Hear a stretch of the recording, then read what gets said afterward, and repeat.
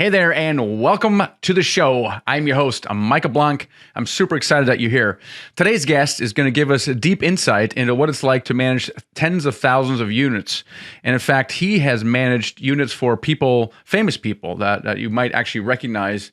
And in so doing, he's exposed to people with money, of course, but also he has got a passion for applying technology to the multifamily space. So this is a little weird, but hear me out.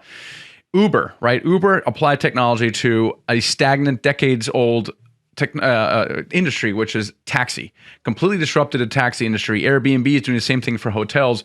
And Patrick's argument is that the same thing can and eventually will happen in the multifamily space as well. So this is super, super exciting to me to kind of talk about that and see what Patrick is basically seeing in the industry. And so this gentleman, Patrick Antrim, is the founder of Multifamily Leadership. It's a thought leadership platform, but he has acquired on behalf of others $400 million of real estate. He has managed property for John Saunders, international coin dealer, former assistant treasurer of American Express. Dean Graziosi, who we may know, best-selling author, one of the biggest real estate trainers in the organization, has worked with Tony Robbins and the Honorable George R. Gaius, Forbes billionaire, one of the world's 800 richest men. This is the kind of the background that he's come from, and he's on the show today. And it's super fascinating because he has a crystal ball that I don't have, and maybe you don't have either. And he kind of talks about what technologies can be used today to improve the resident experience. In so doing, to actually improve our bottom line and differentiate us as well as the property managers out there as well. So while we may be pushing this technology, our property managers have to embrace it. And the ones that do are going to be in a competitive advantage. So I'm super excited to have Patrick Antrim on the show. Just before we get in there, I'm really super excited about our mentoring program. We just had another student close a deal last week, so I just felt like I needed to mention it. And it occurs to me that there's three things you need to close a deal. It's that you need a steady flow of projects, obviously. Number two, you need access to funds. And number three, you need the experience and a team in place to make it all done. Now, I do believe that all three you can achieve over time through what I call the brute force method, or just consistency. But if you have the ability to invest in yourself, our mentoring program allows you to fast track all those things, because we have a system for basically giving you access to deals and raising money. But more importantly, we give you our experience and our network. You don't have to build that from start. So you call up a broker and say you're working with the Michael Blanc organization, and you just ask if there's any questions, which are none. So it really accelerates the process for that. Also, you're going to be held accountable. You're working with a full-time apartment building investor. So I'm super excited about that. If that's something that you want to do and you really want to do your first deal in the next 12 months, then schedule a strategy session with us. It's at themichaelblanc.com/mentor. All right, awesome. Let's get right into the interview here with Patrick Antrim. Here we go.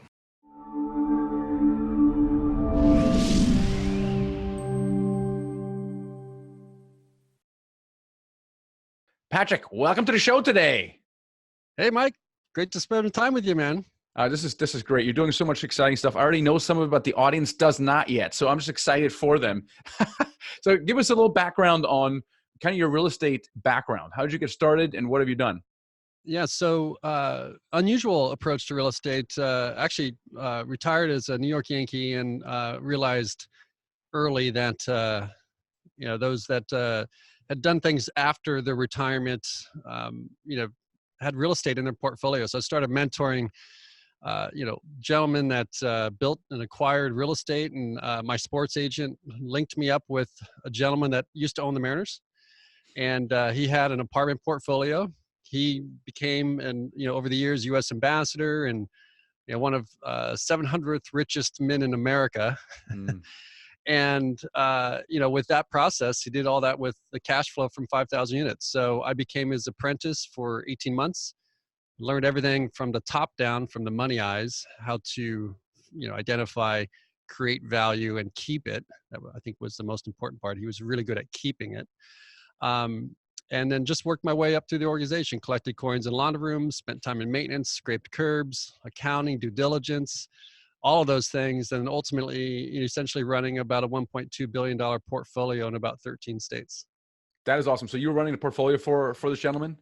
Yeah. So what ended up happening, I ran a small 5,000 unit portfolio in Southern California. And when I say ran it, I mean, we carved them up into almost 1,300 unit blocks.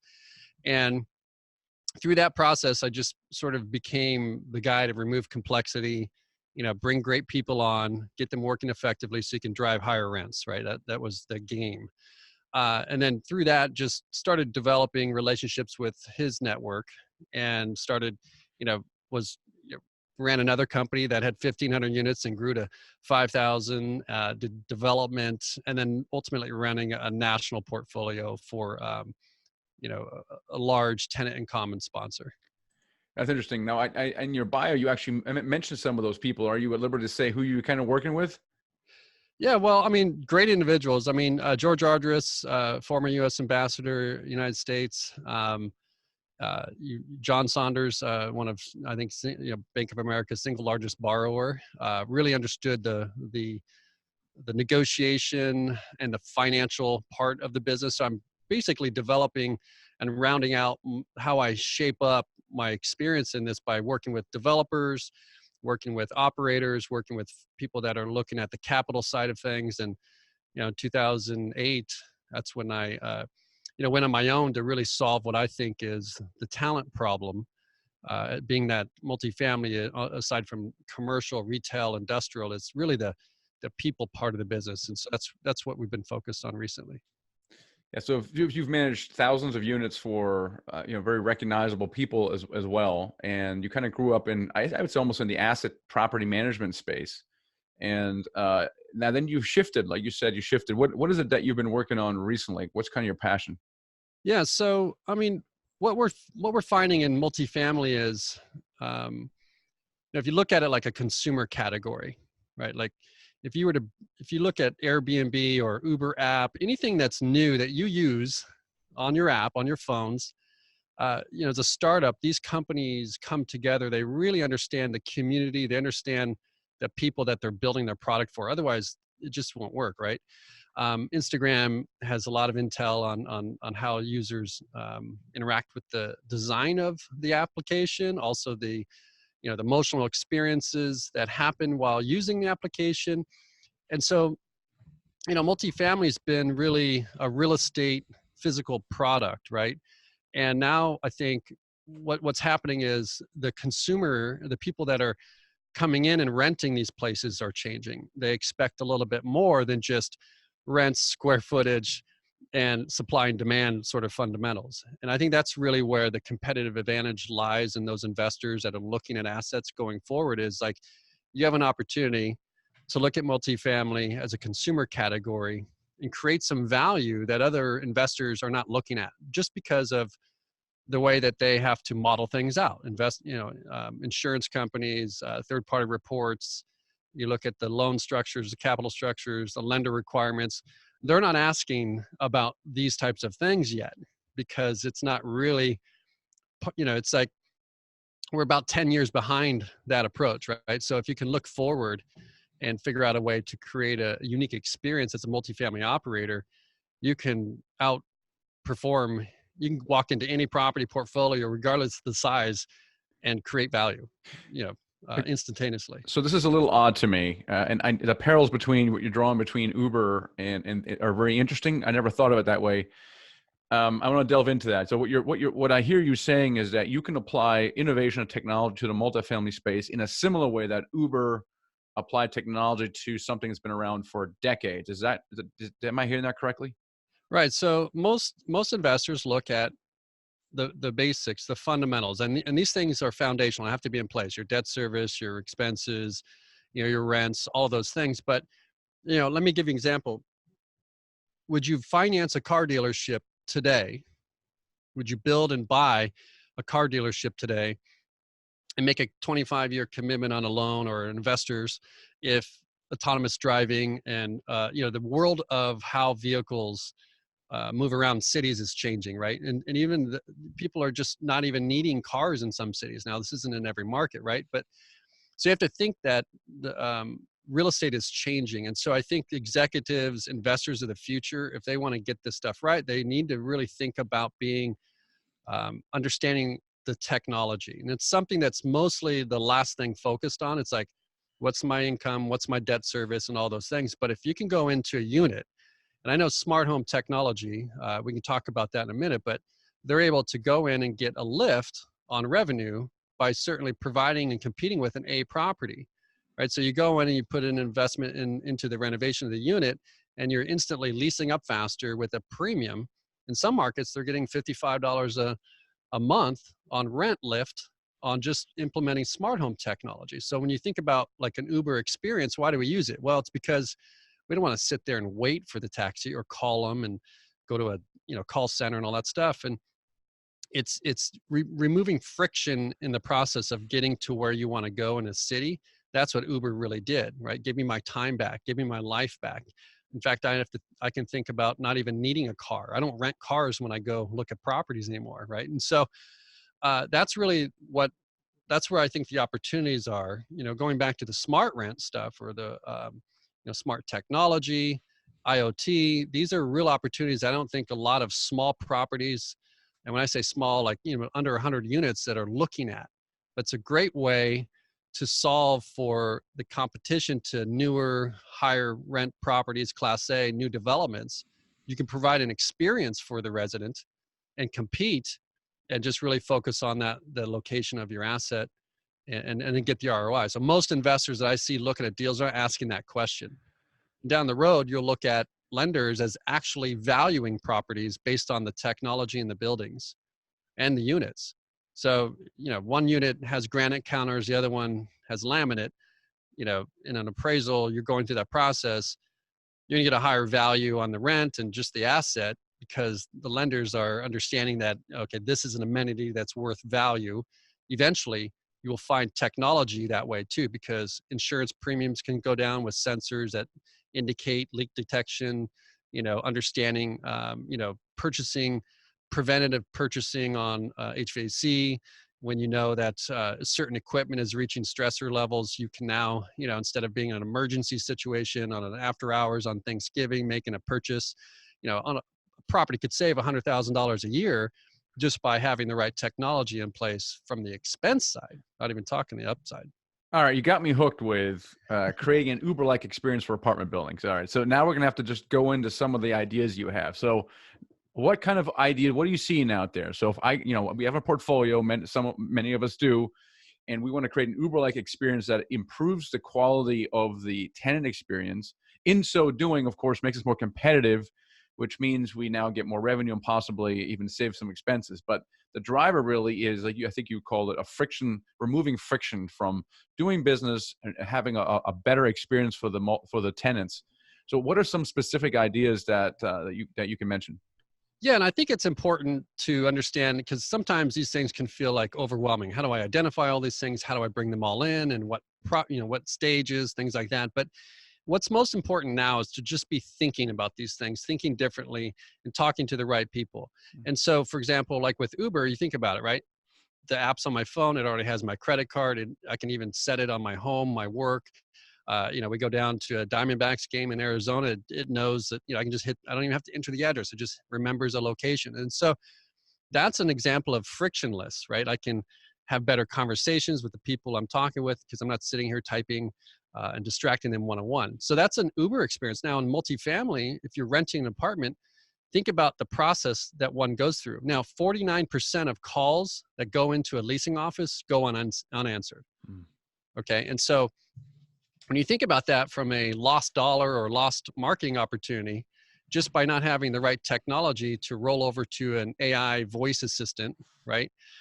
Those types of things can impact not only you as a investor, but as a consumer, the renter, right? They're off work, and you have a small property, and the one manager or leasing person is out on a tour.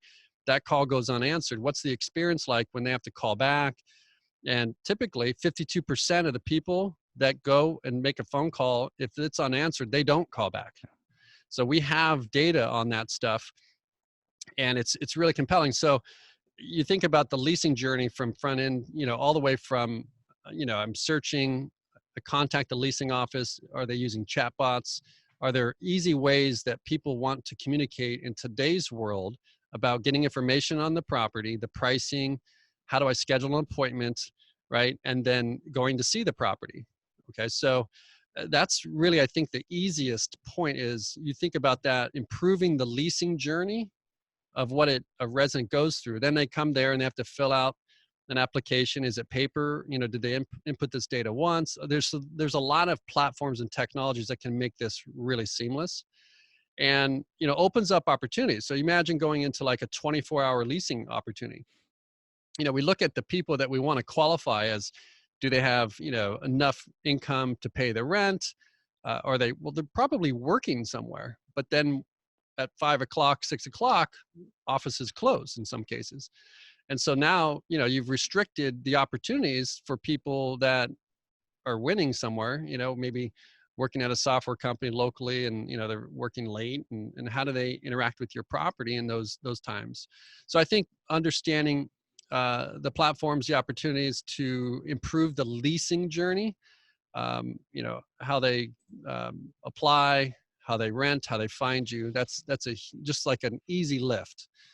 The second part is really, you look at once they're in the home and they move in, it's like, what's that experience like, right? So there's a lot of technologies, from appliances, washer and dryers, all these things that are developing smart technologies that can talk to each other. And so once they're in the unit, there are some opportunities to create some value, again, with the smart IoT devices, for them to, you know, differentiate from the property down the street, and, you know, provide an experience for that. You know, it's no longer living, it's like, what's the living experience by you know, renting at your property. So describe that a little bit, and keep in mind that most of us and our listeners were investing in Class B, Class C properties, and not so much luxury high rises. Is this applicable to that kind of demographic as well, or is this kind of more of a luxury kind of item? Yeah, so right now, the people that are, you know, adopting it quickly, and, you know, those that are in development. So when you're in development, you know, just the nature of how you acquire the deal, you're, you know, 6, 12, 24 months out, you're thinking about the future. You're naturally looking at what's next, right? So this natural conversation, it makes sense to future-proof these technologies, right, into your units. You're already buying these things, right? So that's the idea, and that's why you're seeing that on a lot of the new Class A buildings. Now, you know, going forward, you know, it's going to be one of those things, just like Wi-Fi, where it's almost like it's not an ROI conversation, it's like a necessity, right? And so that's why you've got to get focused on the consumer, you know, like Uber and these other apps that we use on our day-to-day lives. They really understand the customer, right? Most of our investors are trying to understand our investors. We're trying to understand our residents, employees, all these things. So the better you can understand the customer, what the customer wants, that's ideal. But again, I think it's, when you implement these things, you can go for the lift on like an amenity. But I think really there's a tremendous value in, if you have these technologies in place, do you need a leasing agent, right? Can you be more efficient with your keys? Are you, you know, turning keys? What's that process look like? Start looking at the expense associated with, you know, doing keys at a property, right? The time it takes to facilitate and communicate work orders. Resident does a work order, they email the office, the manager's off, they don't get it because it's their day off. So the maintenance guy, you know, then you get a review on Yelp. And what is the impact to the inefficiencies that happen in just the operational stuff? So I think I understand your question around, you know, is this really like, the lease up, the brand new lease up has, you know, a theater room and fitness center and all this stuff. But the reality is, I think it's a great opportunity to operate better, lower cost, and potentially be on a smaller property. You have to understand, like, a lot of companies ignore the smaller properties in terms of because they have fixed, you know, capital costs or closing costs, you know, so they have to do larger deals. I get that from the financial capital side, but a lot of people won't manage small properties because historically it's been hard to find people to work at them, right? How do you, you know, what's the journey, you know, that property manager wants to run a 500 unit building, and, you know, you have 300 units, and they're all 60-unit buildings. So you end up losing people, right? But if that's not a requirement as it used to be, then I think smaller properties can be unique opportunities to create some value, because now that game has changed. Think about last time you went on an airline, right? The ticket agent, right? You just don't need to go to that counter anymore. And that business is far more complex in terms of flight times and all the things that change, weather, and they're able to ticketless just get people across cities. And so I think it's very possible. Well, it is possible. It's not a matter of if, it's a matter of when. You just don't need a leasing agent to run your property. All right, let's talk about that. Let's go a little more specific on that. For example, if I study the self-storage industry, the people who are really doing well are innovators. They're applying technology, buying existing self-storage units that are, doing okay, but they're applying technology, especially to allow the tenants, the customers, to be a self-service customer, which pleases both sides of the equation. I think what I'm hearing you say is that there's a similar model that can be applied to multifamily with regards, for example, leasing. Is there a specific kind of technology that you're seeing that people are starting to use, and what does that look like? Yeah. So for those listening, there's a product called Ace AI. So it's a leasehawk. You can go to leasehawk.com. That's an Ace AI. That's a very simple way to implement, essentially an AI for answering your phone calls, and taking that 49% of those calls that are unanswered, and instead of having those go to a dead voicemail or just not returned, basically an AI assistant, a voice assistant. If you're familiar with like Siri or Google Voice, these types of things, they can answer the questions like, do you have a 1-bedroom available? Can I book an appointment? Those types of things. So that's the beginning of it. The second piece would be, understanding your property management software, making sure that it has an open platform for integrations, so these technologies can talk to each other. That's a huge issue right now in terms of innovation. There's a lot of things that are being developed and designed to solve your problems in the business. But in order to do that, there needs to be an open architecture of, where technologies can talk to each other. So you want your, automated voice leasing person, to be able to book an appointment, and then at that point, perhaps even schedule a tour, and then, maybe even given an access code to the actual unit, right, to get access to the property. You don't have to roll these types of things out, right, like all encompassing. You can try it on like one unit or the manager's unit or the model unit, something like that, and just, experience it. But I think that's really what's, leasehawk.com is a great tool for the first step in just understanding, and they have a suite of things that help you, but that's one of the companies that we look at for, AI for the leasing calls. Interesting. So leasetalk.com for leasing calls. Now, how would they integrate with this property management workflow that people have? So we talk about the leasing on the one hand and showing the unit. For example, in Airbnb is one of the things that's very popular also is, again, innovation technology, where people are just completely dealing with, the web and app, through Airbnb. They have access codes where they can act. They never even talk to anybody, and they like it that way. They want to be left alone. Right. Is this something similar like that you're seeing in apartments where you can actually show yourself? Is that even effective? Does that even exist? Is that even realistic? Yeah, you're right, Michael. Now we talk to those. I mean, in single family, that's already happening. And I brought on a few people from some large organizations. I think they have now 880,000 single family units. Now that innovation was not because they wanted to be amenitized or they want to create an ROI or a lift in revenue. That was designed by necessity. And they just couldn't manage that many homes and that many locations at that speed without this process, because now you had, local real estate agents scheduling appointments, commission only, taking a full month's rent or whatever it might be, and as a commission, and trying to coordinate that. There was the time involved with that was inefficient. And so interestingly enough, single family has inspired that technology to already be tested and modeled.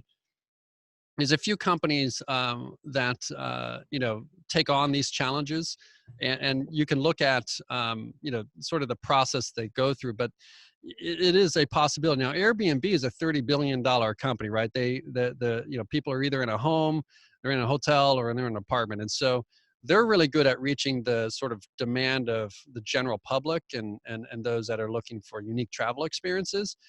But there are some opportunities for multifamily developers, managers, investors to work with Airbnb. They're one of our sponsors at our Innovation Summit, and I know that they're looking for opportunities to make this connection to multifamily another possibility. For not only the platform that they bring in, the demand that they bring in, but you have a whole marketplace out there that's a hidden marketplace called corporate housing. There's companies that are deploying consultants and people all across the country, and they need property from 6, 12 months, sometimes 18 months. And so when you have a platform like Airbnb or this sort of technology, those become competitive advantages for those companies to plug into. Any technologies right now, aside from Airbnb, that you're seeing that are playing into this space? Yeah, I can tell you, smartrent.com is a new innovative technology, bringing out just a platform of services. And I have to disclose, these are sponsors at some of our summits, but SmartRent, Point Central is the company that was the backbone for, I think it was Invitation Homes, where they grew that portfolio and deployed that technology. That's a platform that, depending on, they're owned by ADT, alarm.com, I'm sorry. And so they have partnerships with companies like ADT and different, all these companies do different things, but you've got to sort of understand your unique, position in your marketplace, and get on the phone and talk to these people and see what they can do to help you integrate these things, because it's not as far off as you might think. So Smart Rent, Vivint Smart Home, another sponsor of ours. Airbnb is more of the shared rental marketplace, but in those categories, there was a couple of companies called Urban Door, which Airbnb just purchased, and they really focus on that. Corporate housing, individual traveler that might be traveling for work, right? And some of these are long projects that they might be on, and sort of this is why I'm talking about understanding your customer, because the renter is not living at your property and trying to stay employed for 30 years working at Intel anymore, right? And so these are platforms that allow this new global workforce to tap into supply, which might be one of your properties. So we talked about Urban Door, we talked about Vivint, Point Central, Smart Rent, Stratus IoT. This is Felicity Mormon. She's one of the brightest people I know in multifamily. She has a platform. She just got I just got a text from her this morning that Entrepreneur magazine voted her company the sixth most exciting company. So that's exciting news for them. So there's some smart people out there that can figure this all out, right? What the executive needs to understand is you don't need to know all these things, but I think, or even the investor, you just need to understand that sometimes you don't really have real estate. You have your property could be a potential technology company, a data company, right? And how do you create that experience for the people that are interacting with your property? And if you focus on those things, it's going to happen.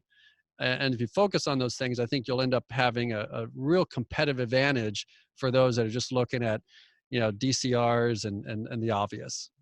What acceptance or resistance are you seeing from property managers? I think property managers have the stigma of being, kind of, in the dark ages, not really innovative, doing things we always do. But what kind of pickup are you seeing from the property management companies, or what kind of resistance are you seeing, and how can that be overcome? Yeah. So Michael, great question, because, there is that stigma, but I'll tell you, you're seeing I think MIT was tracking in 2008, 300 companies. I think now, in terms of what technologies are coming after real estate and are going to change the way people live and work, there's thousands now. And so there's a hashtag called PropTech. Just, follow that and understand everything that's happening next, how they build units, all those things. But property managers, to your question, um, you know, some are fee managers, and so they're doing the best they can, and you've got owners that just have certain exit strategies, right? Like, so how do you get somebody to think long term about this stuff when they're trying to be out of this thing in 18 months, right? So the property managers are in a sometimes tough spot because they want to do some of these things, but at the same time, based on how the property and investment objectives of the property, that there's got to be alignment there, right? So I think the thing inside these organizations is these organizations and these investors have been cashing $1 million checks every month. So it's like, well, we're winning, right? So why would you want to disrupt that, right? And so, but at the same time, you don't want to be surprised like the taxi companies, right? All of a sudden, your business changes overnight. Going back a few years back, grocery stores. I mean, look what's happened to grocery stores. It's like nobody saw Amazon buying Whole Foods, and now the grocery store is coming to you, right? So I think even though that you're winning where you are, if you want to stay in business, you've got to think about what's next, about the environment, the community that you're managing. But again, I think the solution for those management companies or the investors is they've never really had anybody on staff to identify and take the time to work together to get outside the business and think about what's next. It's sort of the idea of our whole summit was like, hey, let's take a few days, let's step back, zoom out, let's see where we're going, and how do you show up for the customer of the future. So I think that's, one of the first steps is just start thinking differently. I think that's exactly right, because like you said, for decades we haven't had to think differently, just for the reasons you just mentioned.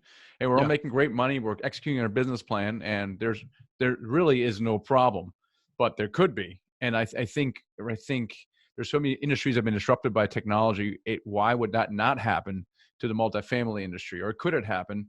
And even if it doesn't, if we apply this technology, would that not make us different, give us a differentiator? And same thing for a property management company who wants to be progressive. It's kind of like a commodity almost. Well, one differentiator could be the focus on technology. And so property managers could actually have an advantage if they start embracing this technology. What are some of the other trends that you're seeing? Well, I think, when you look at a business, a property, I think talent is the last real competitive advantage. So we do research on the large management companies nationwide, and this year we'll be recognizing 58 companies that have created healthy organizations. So we'll look at the 8 key areas in that process. One of the trends I'm seeing is like, if you want to show up for your resident and you want to show up for your investor, you have to figure out the inside of the game, right? You have to understand the internal company. All companies are nothing more than a collection of people. And so I think that when you can attract the right people, get them working effectively together, you can start creating these experiences for residents. Ultimately, that's the indicator of driving the return. And that's truly, building community. You have this physical real estate, these residents living in this, tight quarters together. And, they're expecting more from owners of these properties, um, management companies, things like that. They're expecting more than profits, right? So companies and investors are going to be held more than just how much stuff did you buy and how much impact you can make, right? And so I think that's really the issue. Secondly, the other trend, I don't want to call it a trend, is like there's a big conversation right now about how do you create affordable housing. So I think there's a big focus around that in terms of how do we change the name of what that word means to people when they hear it. What's the story that we're telling on how we're talking to planning commission and our local senators and things like that, so we can get property supply up, because the demand for housing is, we've got jobs coming to areas and there's just not enough units, to bring on. And so you're going to see technology impact the way properties are built.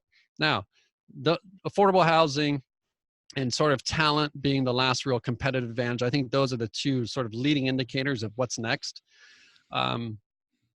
Beyond that, you can look at AEC, which is architectural engineering and construction, BIM technology, which is sort of the building innovation or information modeling. So there's properties that are being built right now. Like I was at an innovation summit in Atlanta, Shadow Summit. We looked at a property put together, 56-story office, 56-story sky tower built in 19 days, right? With this technology. So the technology will solve, I think, the affordable housing, but what's happening is the architects don't know how to use this technology, and the city planners flatten all this technology. So you're just going back to the old ways of building. So I think that's going to impact supply, just housing in general. Interesting. Talk a little bit more about your multifamily leadership in your summit. What is that? What's your mission there? What do you do at these summits? Yeah. So one of the things we do is, again, we do research on the 8 key areas of these leading companies nationally. We bring them out for a 2-day experience. Part of that is, we've taken them up in helicopter rides. We get them outside their office so they can design a business that's, worth running and also create an experience for their residents. And so that event is essentially evolved from, a leadership, how do you create results inside a large real estate company? But now it's the collision between technology and leadership and sort of this resident journey. So now it's like, we need to bring all these things together so we can design a company that is here to stay. And that's really what the summit is about, right? What's going to happen next in multifamily?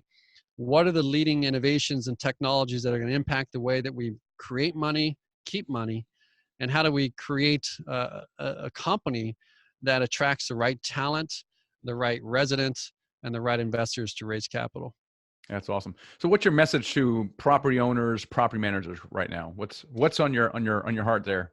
Yeah, I think it's exciting times for multifamily. I would forget all of the things that you don't have control over. Is it overheated? Is it not overheated? All of that stuff. Just stay focused. And the best service I've always provided to those investors that I looked at real estate deals for is the real estate I didn't buy. A lot of people are trying to acquire and find deals and whatever, and it's like, some of the best values you can create for other investors, if you're doing it on behalf of investors, is a real estate you don't buy. What do you mean by that? Well, I think, getting into a deal, right, and getting out of a deal are two different things. And so, especially for even a young investor, it's like you just want to get your first deal. You want to be very careful about how you structure that deal so you can focus long-term around creating that value. Again, thinking about, is this property well positioned, in the marketplace? Can we, create the value with the technology? Can we create the value with the rent growth? And are my investors on board for the long run? Especially when you're trying to create a track record of, returns for investors, things like that. And so I'll give you an example. You want to have the incentives aligned. There was a deal I looked at a long time ago in 2006, 2007, a bad time to be looking at a deal. And it was requiring one of our investors large portfolio of a 1031 exchange. We're talking about 50 million in asset or capital that would go into this portfolio, large portfolio in Arizona. I think it ended up being one of the largest real estate deals in the state of Arizona. And, so I kind of dropped in, looked at the deal, and, everything looked good. Great company that put the JV together. Everything looked great. When I got there, I started looking around and I'm like, this is before all this sort of upside with tech and all these things. I'm looking around and seeing, the stucco, the cabinets, and all the things that the money had already been made, right? So I'm like, where do you go from here? Well, our company stood to lose probably $4 million in fees. So you have to have the courage sometimes to say no if you know that you cannot create, and with certainty, the right program. Well, at the time, a lot of people were not really happy with me because, acquisition fee, that's how you sustain in an acquisition world, the company. And so we said no to that deal, or at least I did. And, didn't create a lot of friends during the process. But at the end of the day, about 18 months later, turned out to be one of, saving somebody $50 million. So you don't always get paid on what you save people, but when you can create value for an investor that they know, like, hey, look, I'm working with you and I'm going to bring you on to work together because I'm in this for a legacy. I'm in this for the long run. Most investors are looking to get in, get out, that kind of thing.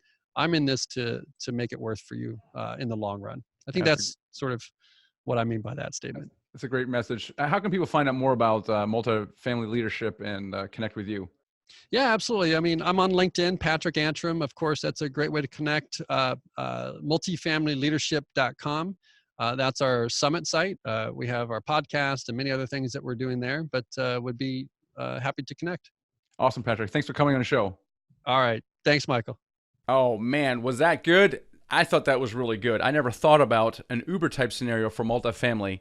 So definitely check out Patrick's multifamilyleadership.com. He's got upcoming summits. Educate yourself about these technologies. We're going to put them in the show notes at themichaelblank.com/session 185. That's session 185. Because he mentioned a bunch of technologies, and I want to make sure that you're in there, and I'm going to look into them myself. We're going to have our asset managers look into that, and we're going to have our property managers look into that. And I think what Patrick was saying is it's so key is really just to change our thinking from what we've always done, what's expected of us, and trying to be more progressive and innovative, and to improve the resident experience. In so doing, we will have a competitive advantage, and which will affect our bottom line. So I'm a technologist at heart. I love that. I frankly didn't know a lot of these technologies existed. The ability to automate these things in such a way that makes the experience better is really appealing to me. So I would suggest checking out multifamilyleadership.com. Check out some of these companies. We're going to do it. I highly recommend you do it as well. Hope that open up your minds, and I will catch you on the next episode. All right. I hope you enjoyed that. Now, as the next step, download this ebook right here. Okay? When you've downloaded that, make sure you also subscribe to my YouTube channel, because then you can get all of the videos that I release as soon as I release. So make sure you subscribe to the YouTube channel right now. Click on that right now. And then also make sure that this is the next best video to watch is this one right here. So hope you enjoyed that. I'll catch you next time.